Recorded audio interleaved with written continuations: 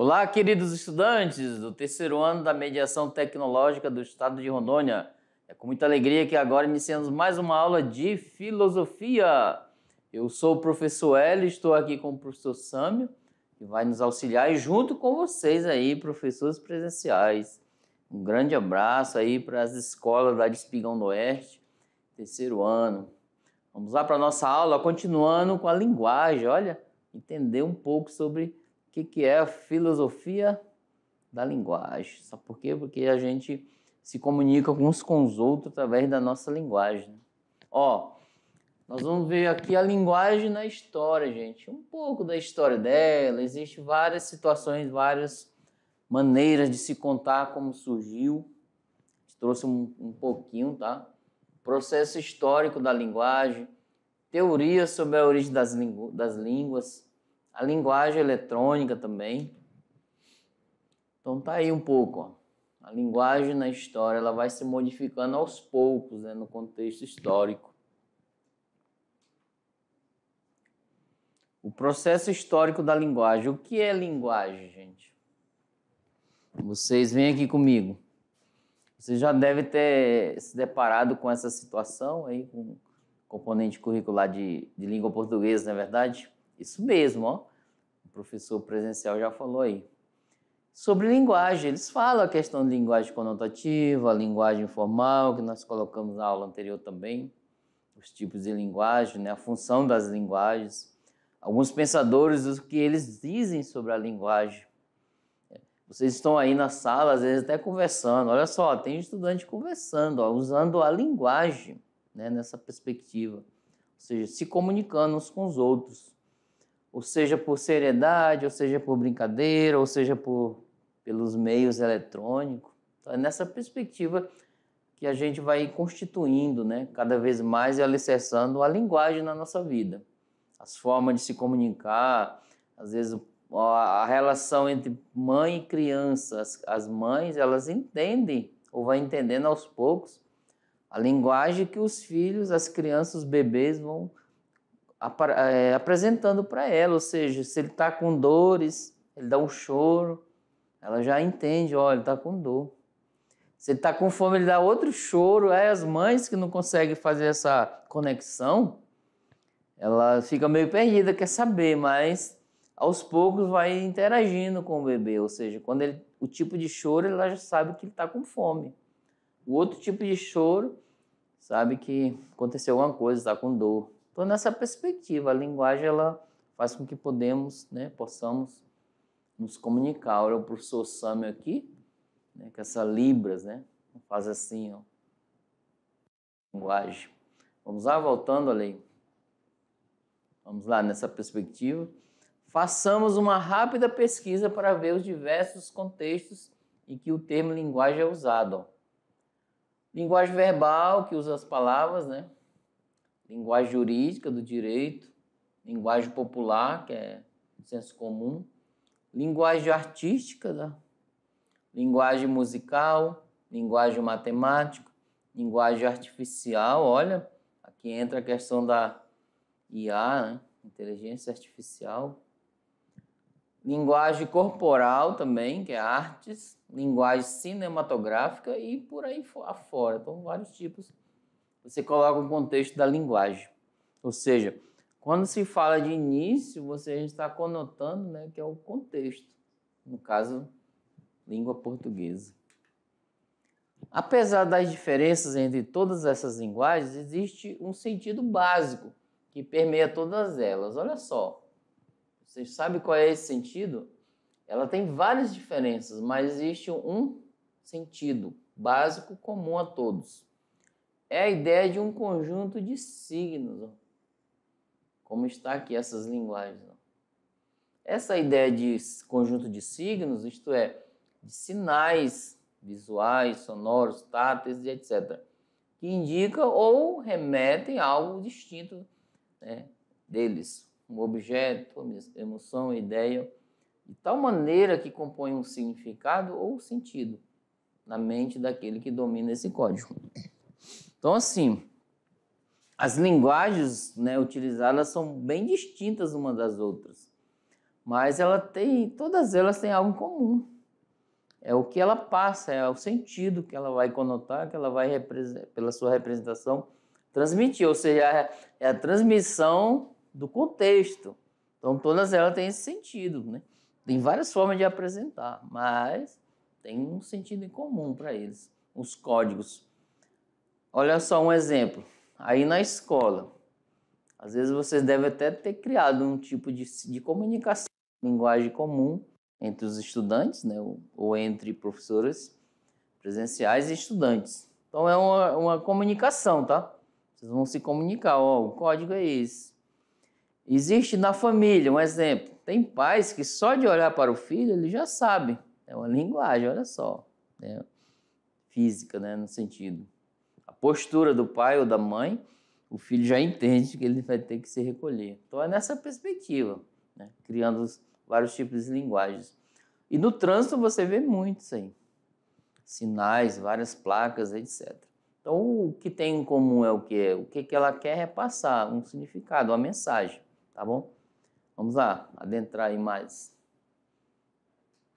Vamos lá na mensagem, olha lá. Costuma-se conceber a história como uma sequência das marcas deixadas pelos acontecimentos. Ó. Então, história, se você verificar com o componente curricular de história, então o que é história? Né? Concebe ela como uma das marcas, deixá-la por principais acontecimentos do passado. No entanto, sabemos que nem todo acontecimento tem o mesmo impacto sobre o futuro. Nem todos os momentos foram igualmente fecundos na produção de novas possibilidades. Então, alguns acontecimentos, a independência do Brasil, etc. Alguns foram mais importantes que os outros e bem poucos tiveram o poder de abrir grandes períodos históricos para a humanidade. Então tá aí.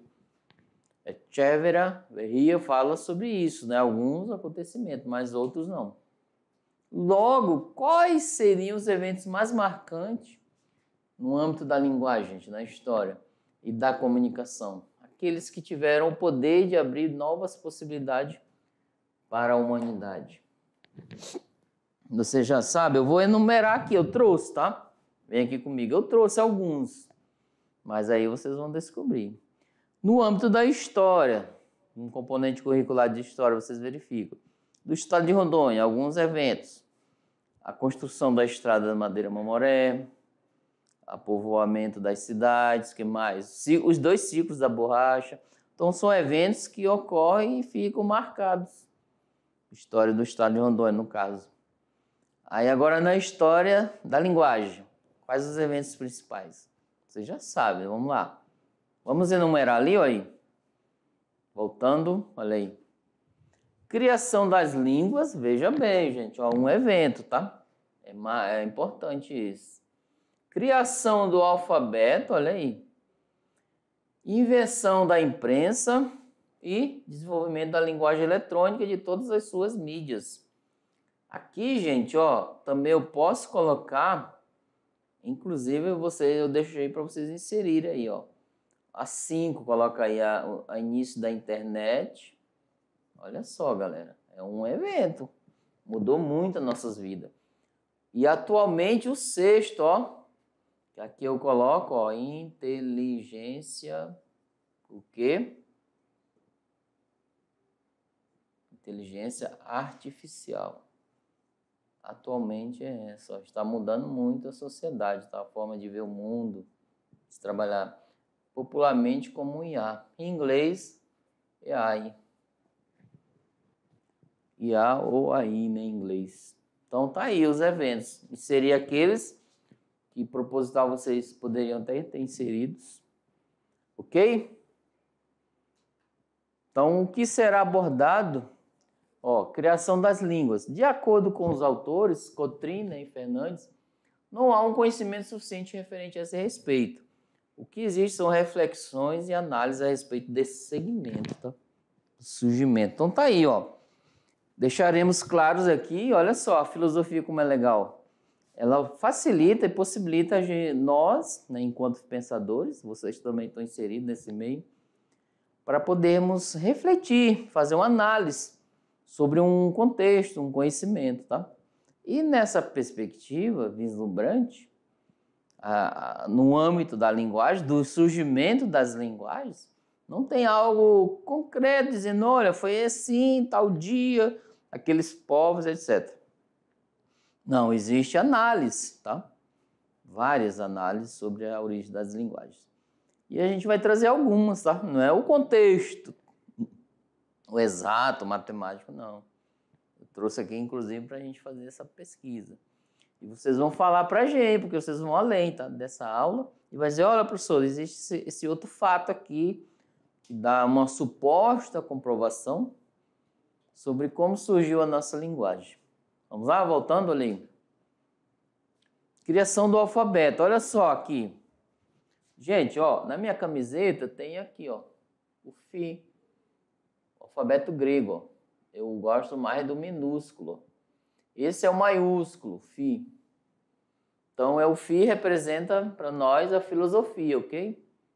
Ó, o alfa, as pessoas falam alfa e o ômega, né? O princípio e o fim.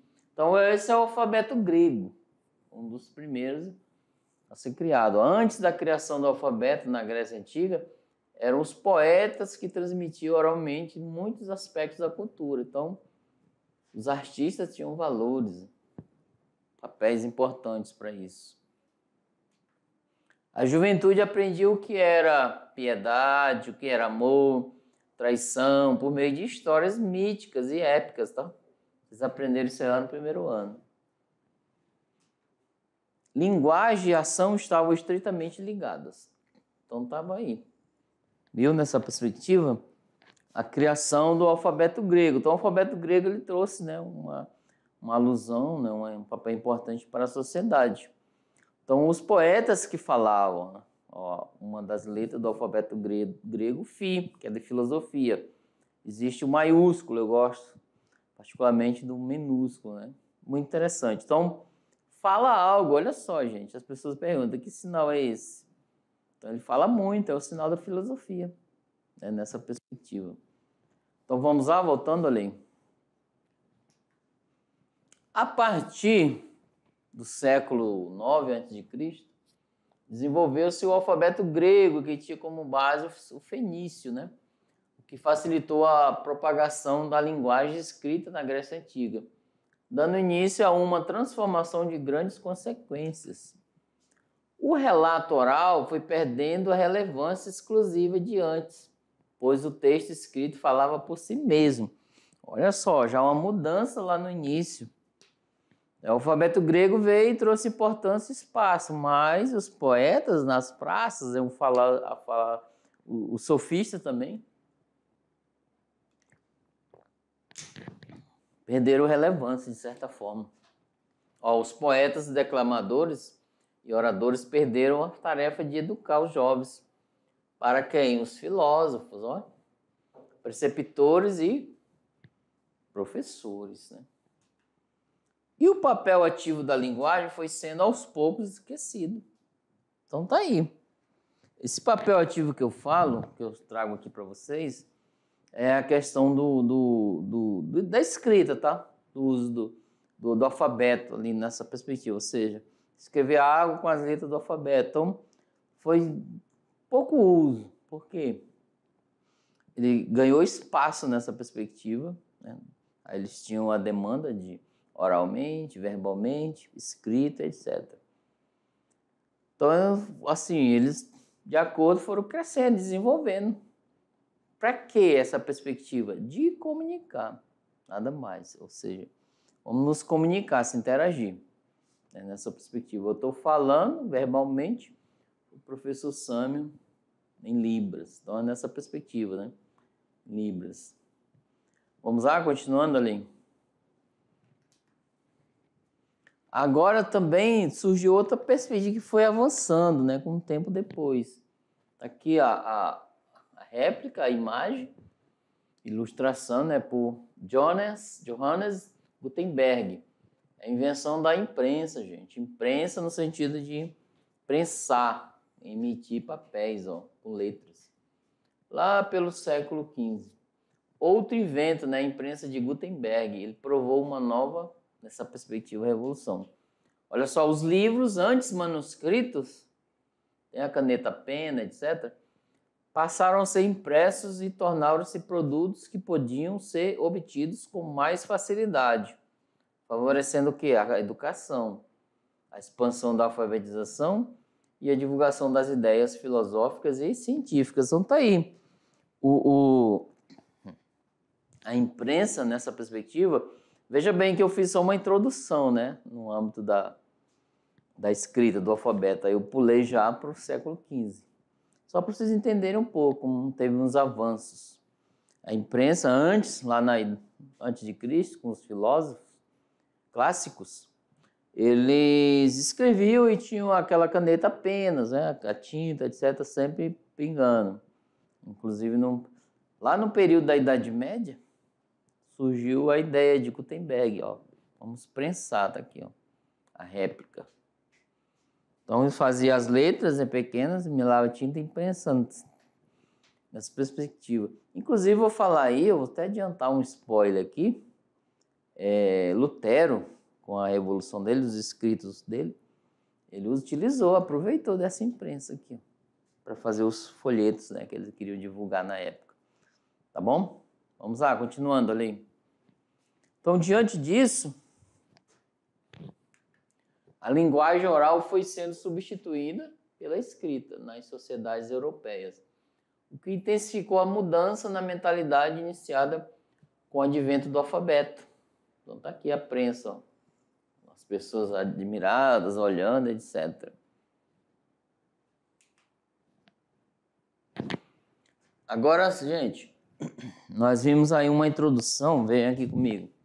Nós vimos uma pequena introdução sobre as linguagens, né? Sobre a origem, etc. Vocês podem pesquisar além, né? Como surgiu realmente, né? E tem várias situações, vários contextos. Agora, as teorias sobre a origem das línguas, né? Essa língua falada, como surgiu? Como surgiu as línguas? E aí? Vocês sabem? Vamos lá? E nós temos estudantes quilombolas e estudantes indígenas. E eles falam, né, suas linguagens da língua materna, vocês veem aí, ó. Tem aulas, né, específicas. Então, eles já sabem, ó. Na história da filosofia, ó, deixa eu aqui um pouquinho para o Samuel, aqui. Na história da filosofia, diversos, né, problemas relativos à linguagem foram identificados e investigados, dando que origem a várias doutrinas. Vamos lá ver? Cada uma, olha aí. Língua adâmica, né? A primeira. Adâmica, gente, que é a de Adão, tá? De acordo com a tradição religiosa judaico-cristã, tem na Bíblia lá, a capacidade de nomear as coisas teria sido conferida por Deus aos seres humanos por intermédio de quem? Adão. Por isso o nome da linguagem, ó. Então tá aqui Adão e Eva.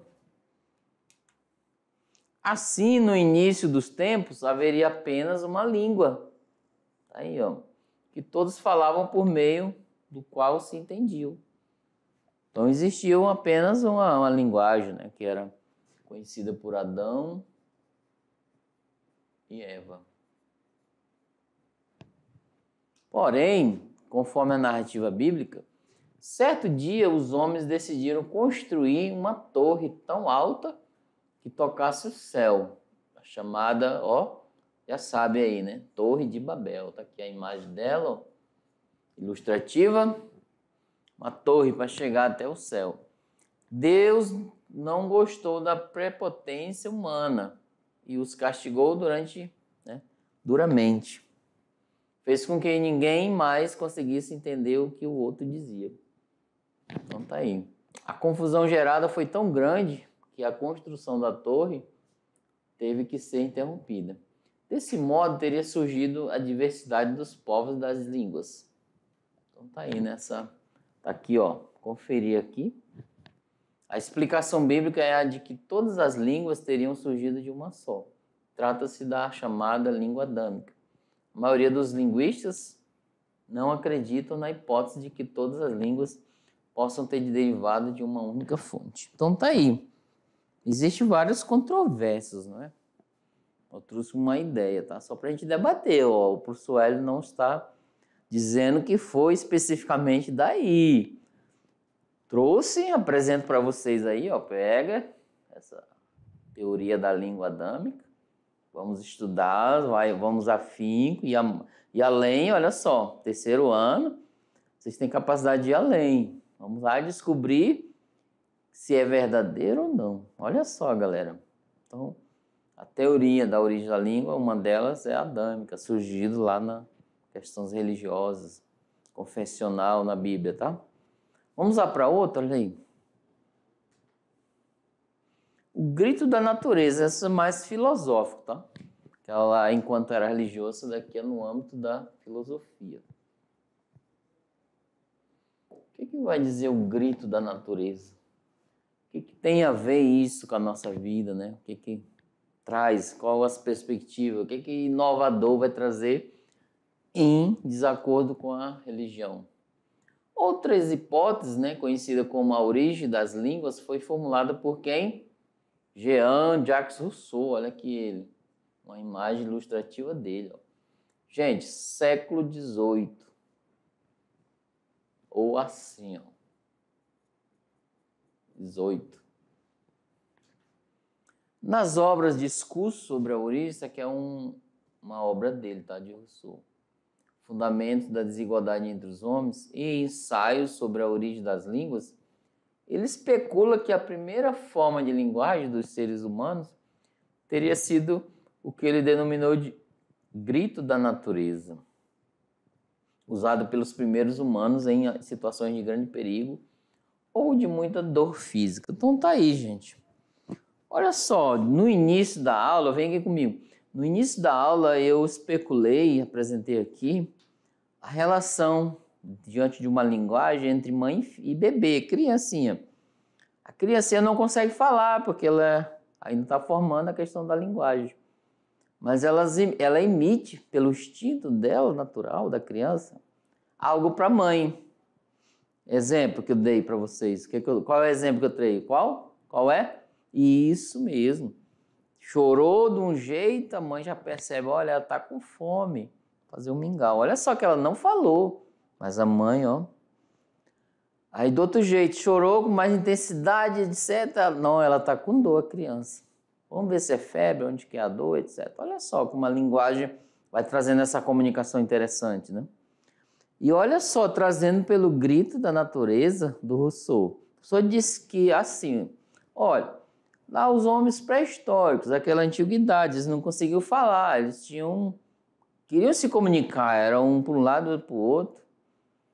Aí o Locke, o Rousseau vai dizer que é o estado de natureza, tá?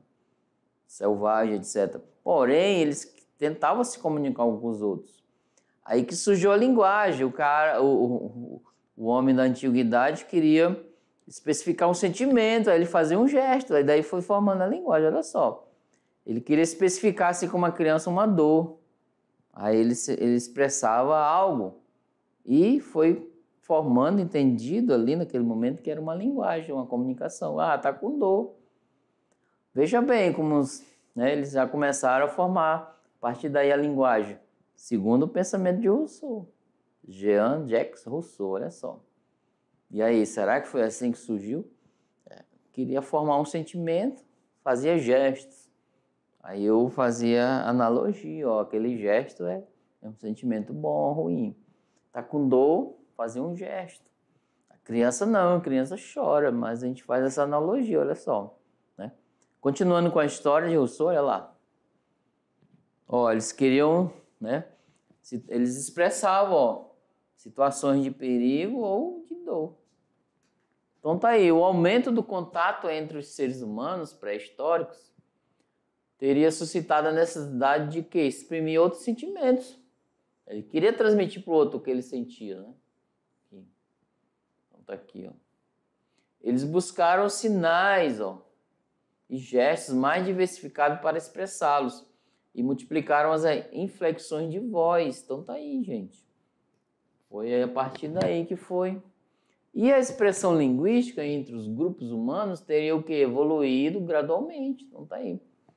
né, nessa perspectiva, olha só, voltando para a analogia do filho e a mãe, a criança. A criança já com 2 anos começa a falar, foi evoluindo. Aquele choro lá, ele já sabia, ó, tô com dor. Hoje a criança com 2 anos chora e já diz. Ele chora com dor e diz, eu tô com dor. Chora e diz, eu tô com fome. Então, olha só, evoluiu. E aí, nessa história de Rousseau também, esse contato entre os pré-históricos, né? No caso, eu e o Sam aqui, a gente foi se comunicando, transmitindo alguns gestos. Quando você vai no primeiro dia de aula, você no olhar, na visão, vocês começam a emitir gestos, como irão se comunicar, pensando, faz aquela reflexão, olha como vou se comunicar com os colegas. Aí identifica aqueles que mais vocês simpatizam. Aí começa a comunicação através de que hoje nós já temos a nossa linguagem. Porém, mesmo sabendo que nós utilizamos os gestos também, tá? Corporal, visual, olhar e etc. Sorriso. Então, eles evoluíram, olha só a linguagem de Rousseau. Tem uma lógica? Será que é de Adão, né, adâmica, ou de Rousseau?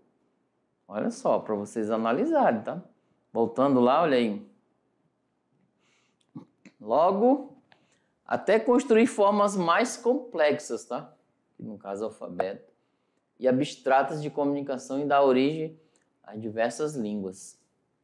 Rousseau vincula linguagem e sociedade, sendo a palavra a primeira instituição social. Então tá aqui, ó.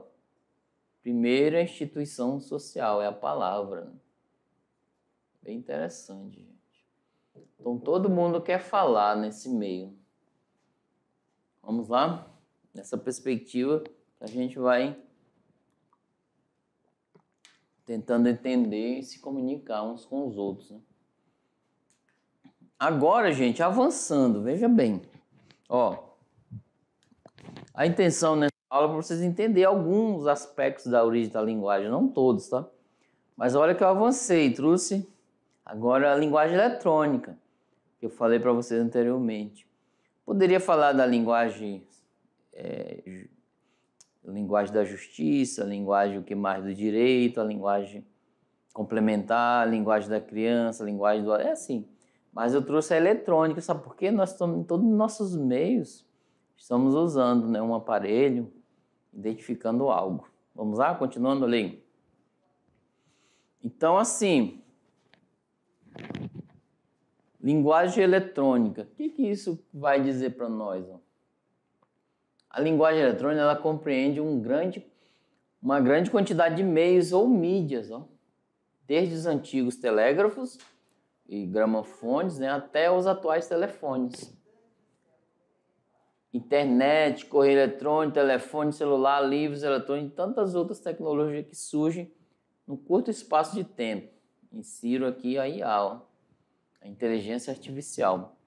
Então, assim, são meios que a sociedade, ao longo da vida, vai trazendo para podermos nos comunicar uns com os outros, não é verdade?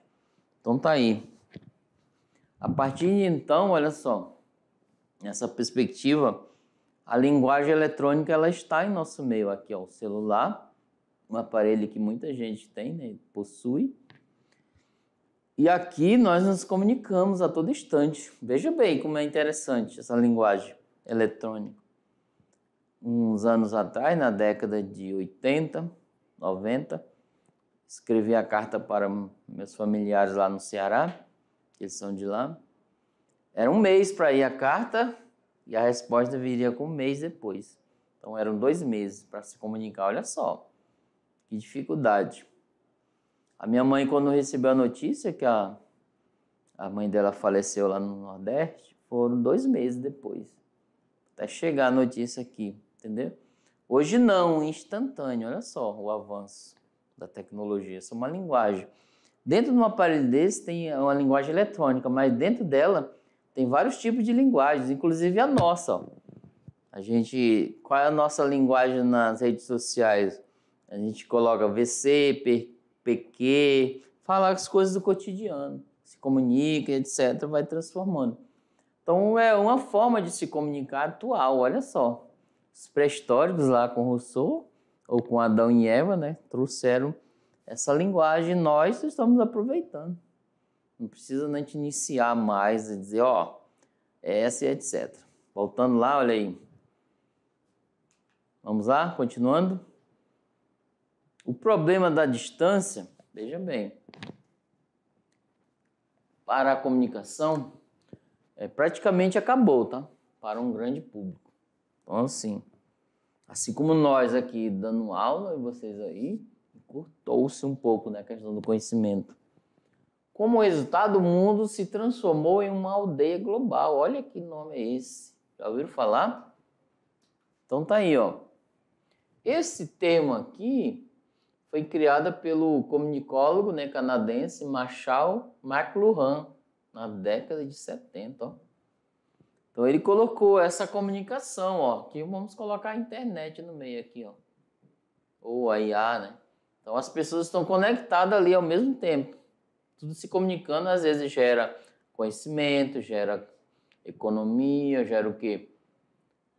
Gera comunicação, gera interação, gera compra de alimento. Então, assim, essa é uma aldeia global. Ó. A expressão dele como dito para isso. Do outro lado, há a expressão inteligência coletiva. Por que isso? Isso dentro da aldeia global, tá? É a expressão criada pelo pesquisador Pierre Levy. Olha que legal, gente. A aldeia global, vem aqui comigo, a aldeia global, ela traz uma perspectiva de podermos lançar as nossas opiniões, olha só. As nossas perspectivas, os nossos conhecimentos, em especial as nossas ideias e as criatividades. Porque as ideias movem o mundo. Dentro da aldeia global, como diz, ó, McLuhan. E, a partir disso, dentro desse ambiente, dessa aldeia global, forma-se o quê? Inteligência coletiva. Pierre Levy vai dizer que é uma inteligência coletiva porque as pessoas estão conectadas de vários pontos do mundo todo. Inclusive aí do estado de Rondônia, vocês estão conectados com a gente aqui. E eu pego um documento, um arquivo, transformo ele aqui numa modificação e faço outro até, etc. E lanço na rede de novo, nessa aldeia. Aí as outras pessoas vão aproveitando isso, pegando esse conhecimento que eu produzi aqui. Olha só, como se o professor Hélio fosse o vermelhinho aqui, e o conhecimento que o professor Hélio produziu vai chegar aqui no amarelo, que são vocês ou outras pessoas, etc. Com isso, forma-se o quê? Inteligência coletiva, gente. Olha que interessante. Né? Diante dessa linguagem eletrônica. Forma-se um todo de várias inteligências conectadas ao mesmo tempo. Imagine uma comunicação lá do Nordeste, que era 1 ou 2 meses, e agora é instantâneo. Imagine quantos arquivos, quantos vídeos, quantas postagens estão lançadas nessa aldeia, né, da internet. Sim, milhares. Será que você consegue ver em um único dia? Muito difícil, não, é quase impossível, né? Então vamos lá, continuando ali.